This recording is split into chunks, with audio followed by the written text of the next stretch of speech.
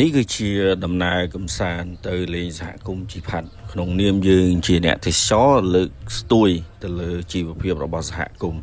អញ្ចឹងដូចរីសតដែលខ្ញុំកំពុងតែថតនេះគឺកំសត់មែនតែនពេលដែលយើងស្ដាប់ទៅ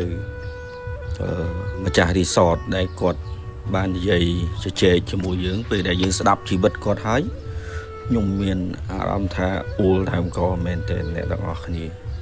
ជីវិតរបស់ម្ចាស់រីសតនេះគឺកំសត់ណាគឺគាត់ព្យាយាមបេះពីមាត់បង្រត់ពីកដើម្បីធ្វើផ្ទះលំហែរីសតនេះដើម្បីឲ្យភ្ញៀវទៅស្នាក់នៅគ្រាន់គេហៅថាដោះដូរជីវភាពរបស់គាត់ណាហើយខ្ញុំក៏បានជជែកសួរបន្ថែមថាស្នាក់នៅសហគមន៍ជីផាត់នឹងតាំងពីឆ្នាំណាគាត់ថាគាត់នៅយូរហើយអូនអើយ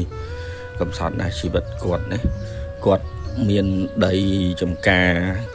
ប្រហែលជា30ហាត់អត់មានពេលធ្វើគាត់ទុកចោលគាត់មានផ្ទះនៅផ្សារ2 3អត់មានអ្នកនៅគាត់ត្រូវ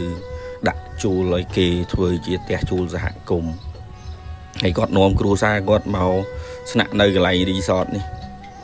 ដើម្បីមើលការខុសត្រូវមើលអីក្នុងនឹងទៅ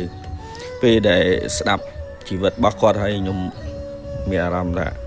អួលដើមកមែនតើអាណិតគាត់ខ្លាំងអ្វីដែលកាន់តែអាណិតទៀតនោះគឺគាត់លក់ដីបានជា$30,000អ្នកនរគ្នាវាកំសត់មែនតើណាពេលយើងស្ដាប់ដល់ចំណុចមួយហ្នឹង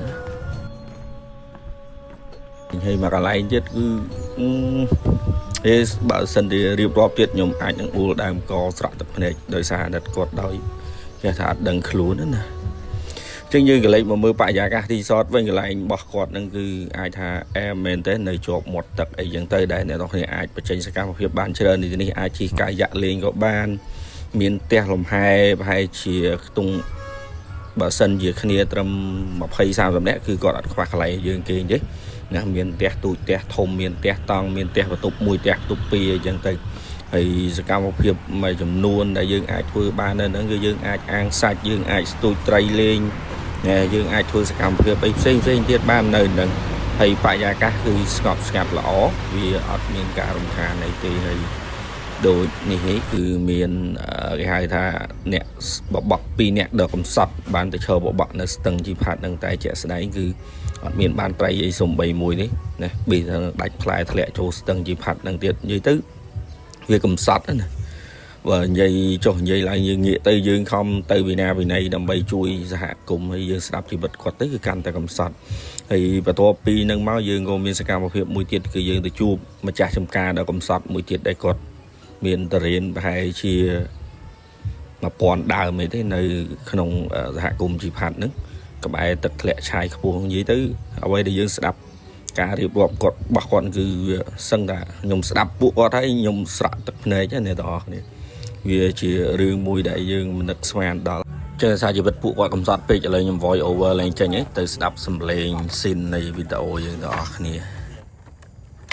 ហើយទស្សនៈរបស់គាត់មែនបាទបានទេហ៎ដេកហ្នឹងទិញហ្នឹងលោកឯងទិញយកទៅលក់នៅផ្សារត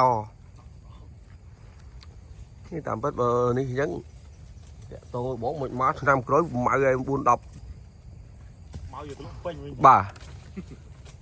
មកបានបងឆ្នាំក្រោយមើលទេវិញហែបាត់ហើយណាធ្លាក់លឺ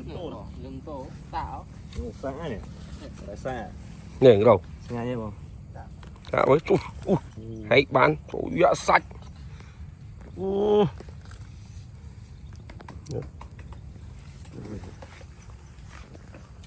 នេះអត់ច្បាស់ឆ្ងាញ់សាច់ខួងឃើញវាមើលទៅទុនមិនដែរដាក់នៅសាច់ជ្រប់អត់មានសាម៉ៅទេបងអស់លីងមកចាលឿងបោះក្រោមបាទតែមកបោះបែចំមុខ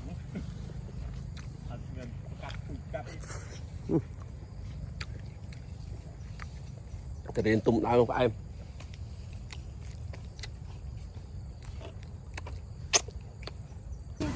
ថតមុខទុកឲ្យហើយចាថតពេញទៀតបាទនេះសើម៉ៃធម្មជាតិ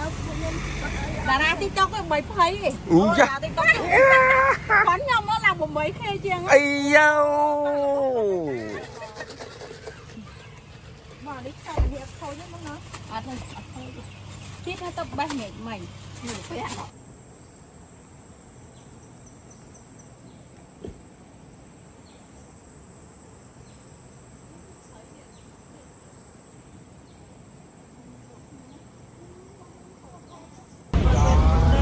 ពីចាំ